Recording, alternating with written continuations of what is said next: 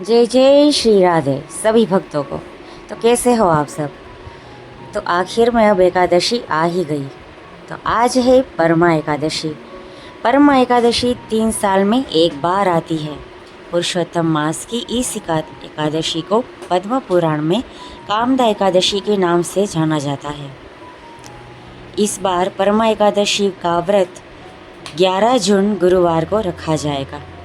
इस एकादशी के महात्म्य का वर्णन पद्म पुराण में भी किया गया है। मान्यता है कि परमा एकादशी यानी कि कामदा एकादशी का व्रत का पाठ करने से समस्त कामनाओं की पूर्ति हो सकती है। तो आइए विस्तार से जानते हैं परमा एकादशी या तो कामदा एकादशी की व्रत कथा। तो आइए देखते हैं कि कामदा यानी कि परमा एकादशी व्रत कथा का पद्म पुराण में क्या वर्णन है। युधिष्ठिर ने पूछा, जनार्दन कृपा करके पापों का नाश और पुण्य दान करने वाली एकादशी के महात्म्य का वर्णन कीजिए, जिसे एक इस लोक में करके मनुष्य परम पद को प्राप्त हो जाता है। भगवान कृष्ण बोले, राजन, शुक्ल या कृष्ण पक्ष में जो भी एकादशी आती है उसका परित्याग नहीं करना चाहिए, क्योंकि वह मोक्ष रूप सुख को बढ़ाने वाली होती है। कलयुग में तो एकादशी ही जीवन मरण के बंधन से मुक्त कराने वाली होती है।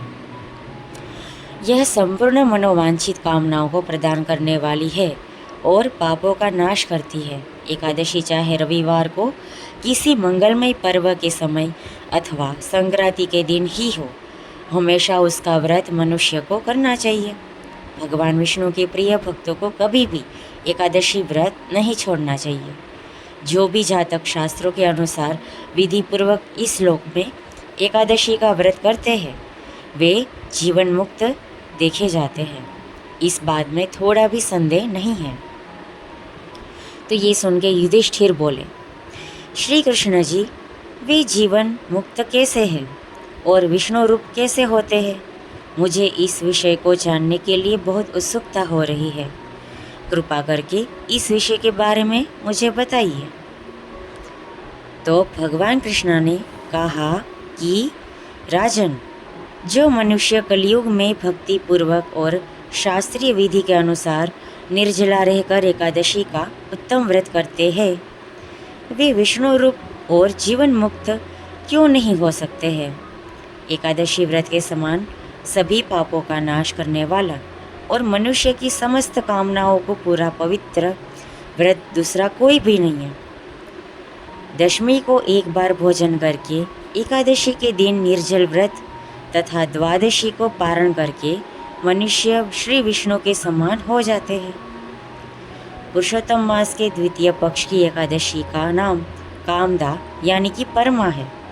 जो मनुष्य कामदा या परमा एकादशी के शुभ व्रत का अनुष्ठान श्रद्धापूर्वक करता है, वह इस लोक और परलोक में भी मनोवांछित वस्तु को प्राप्त करता है।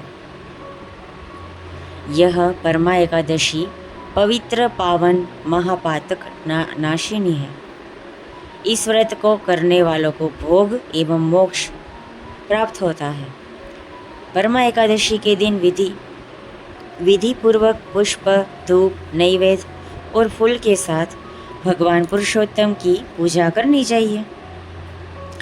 व्रत करने वाले वैष्णव पुरुष को दशमी तिथि के दिन कांसे के बर्तन, उड़द, मसूर, चना, कोदो, साग, मधु, पराया अन्न, 2 बार भोजन तथा मैथुन, इन सभी चीज़ों का परित्याग करना चाहिए।